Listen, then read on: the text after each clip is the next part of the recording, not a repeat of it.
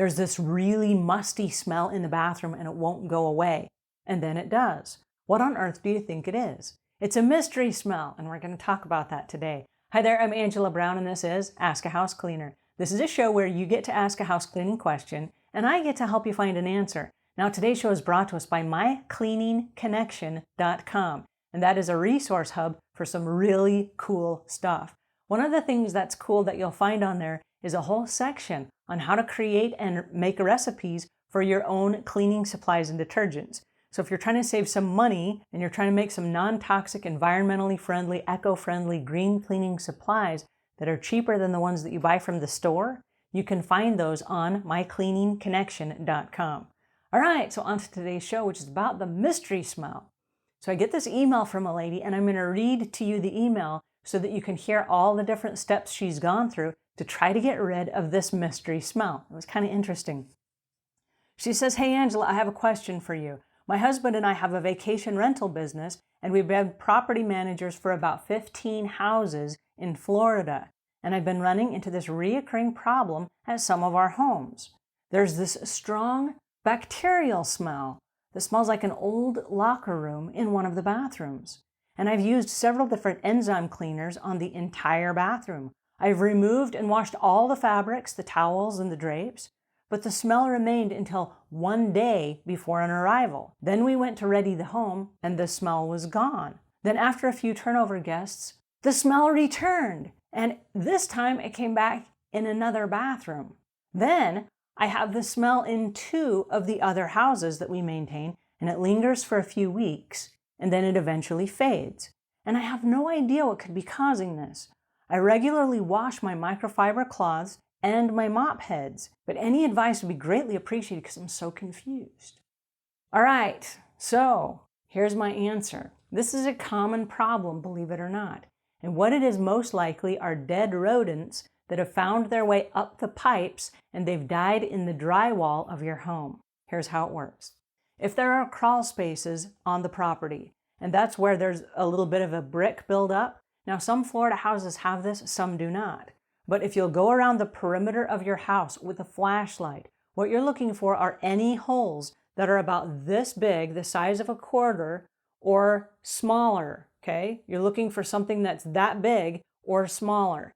And if it's a hole, it's possible that a little mouse or even a big mouse could have weaseled their way in there, looking for little cracks, little crevices, even a crack in the pavement. If they can squeeze their little bodies through, they will climb underneath the house and they will work their way up the pipes. Now, they can hear running water, and mice and little rodents and snakes love water. And so they got to have something to drink every now and again, especially if it's hot outside, which in Florida it is.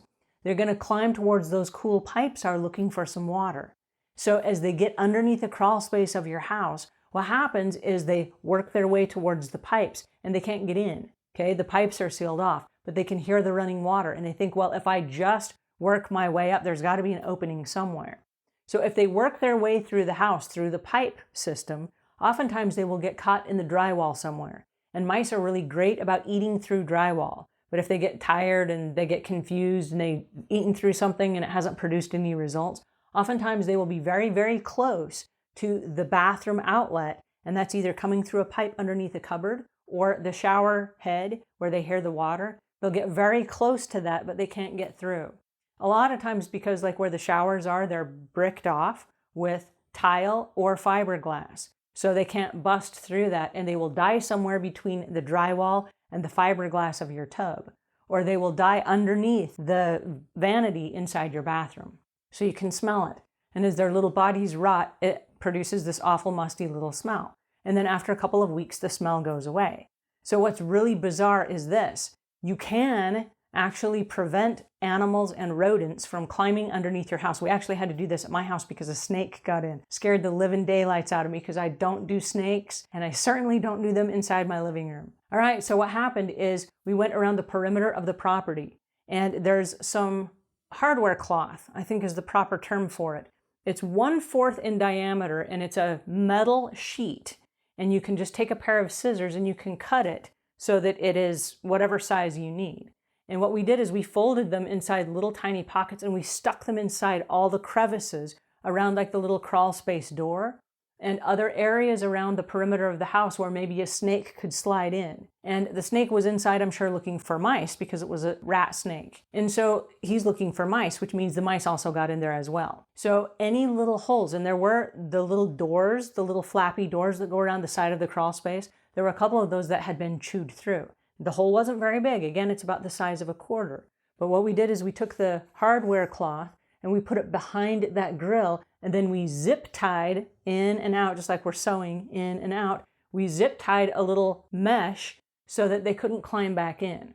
And so we went around the perimeter of the house and we repaired all the little holes where mice and rodents could get in. Then what we did was we took some silicone, and if there was a little area that wasn't conducive to sticking hardware cloth in there, we would fill it in with silicone so that snakes and rodents and stuff like that could not get in. So there are a couple of things that you can do on a do-it-yourself basis.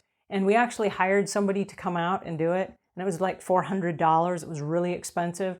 And I realized we could totally have done that ourselves with a thing of silicone, which is like $2, and some mesh hardware cloth, which is probably $5 or $6. So we totally could have done it ourselves. And I went around the perimeter with him so that I could see what it was he was doing and so that I could watch and learn.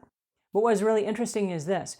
The little rodents and the animals keep going inside your house, and they go in at 2 times of the year. When it gets really hot outside or when it's really cold outside. They're either looking for warm water or they're looking for cold water. But they can die, and the guy explains to me how this happens, and there are lots of dead rodents that will get inside the drywalls of people's houses. And so that is the smell most likely that you're smelling. It is a mystery smell. You can't see anything. You got nothing to prove.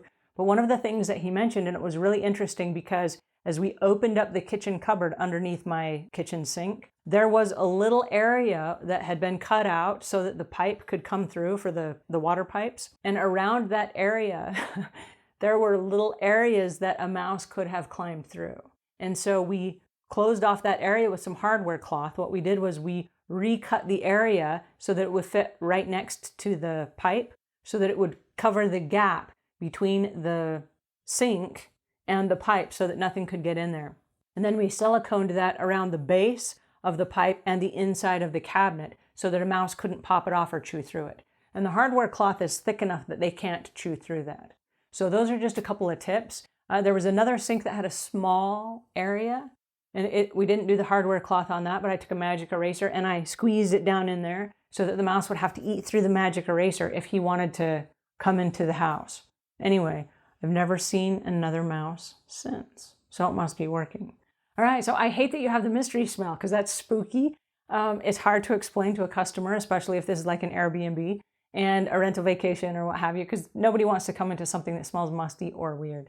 Anyway, so that is my 2 cents for today. I hope you get rid of the mystery smell. I hope that you do the perimeter walk of your house and that you fill in all the holes and all the gaps so you can't have rodents and mice and snakes sneaking into your house.